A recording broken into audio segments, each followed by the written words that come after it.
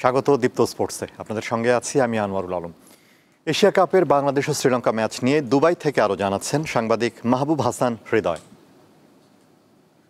সংযুক্ত আরব আমিরাতে আপনারা অবশ্যই জানেন আজকে বাংলাদেশ বনাম শ্রীলঙ্কার যে টি-20 ম্যাচ, এই টি-20 এশিয়ান কাপ ম্যাচে আজকে যে খেলাটি অনুষ্ঠিত হতে যাচ্ছে সেটি হচ্ছে সংযুক্ত আরব আমিরাতের রাজধানী আবুধাবি শেখ জায়েদ স্টেডিয়ামে। এটি স্থানীয় সময় 6:30 এবং বাংলাদেশ সময় 8:30টায় অনুষ্ঠিত হবে এই খেলাটি। মূলত এই খেলাকে ঘিরে অনেক উৎসাহ উদ্দীপনা বিরাজ করছে। বাংলাদেশি প্রবাসীরা যারা এখানে আছে এবং দেশের যারা ক্রিকেট ভক্তরা আছেন তারা কিছু উৎসাহ উদ্দীপনা নিয়ে বসে আছেন, কারণ গত খেলায় বাংলাদেশ হংকংয়ের বিরুদ্ধে কিন্তু জিতেছিল। আজকেও সেই ধারাবাহিকতায় খেলতে যাচ্ছে।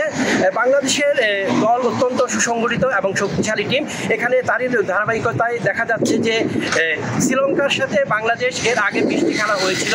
20টি খেলার মধ্যে 12টিতে শ্রীলঙ্কা জিতেছিল এবং বাংলাদেশ শেষ 5টির মধ্যে 3টি জিতেছে। এবং জাতীয় ক্রিকেট লিগ টি-20 টুর্নামেন্টের দ্বিতীয় আসরের ট্রফি উন্মোচন হয়েছে। শনিবার দুপুর 12টায় বগুড়ার শহীদ চান্দু স্টেডিয়ামে হয় এই আয়োজন। ট্রফি উন্মোচনকালে ঢাকা বিভাগের অধিনায়ক মাহিদুল অঙ্কন, বরিশালের সালমান হোসাইন ইমন, সিলেটের জাকির হাসান ও রংপুর বিভাগের আকবর আলী উপস্থিত ছিলেন। আগামী 14 থেকে 19 সেপ্টেম্বর পর্যন্ত বগুড়ার শহীদ চান্দু স্টেডিয়ামে হবে গ্রুপ পর্বের খেলা। টি-20 ফরম্যাটের এই টুর্নামেন্টে মুশফিকুর রহিম, জাকির হাসান, অঙ্কনদের মতো তারকারা এই মাঠে খেলবেন। এই ছিল আজকের দীপ্ত স্পোর্টসে। দেশ বিদেশের খেলাধুলার নানা রকম খবর পেতে দীপ্ত স্পোর্টসের সাথেই থাকুন আর চোখ রাখুন দীপ্ত টিভির ডিজিটাল প্ল্যাটফর্মগুলোতে।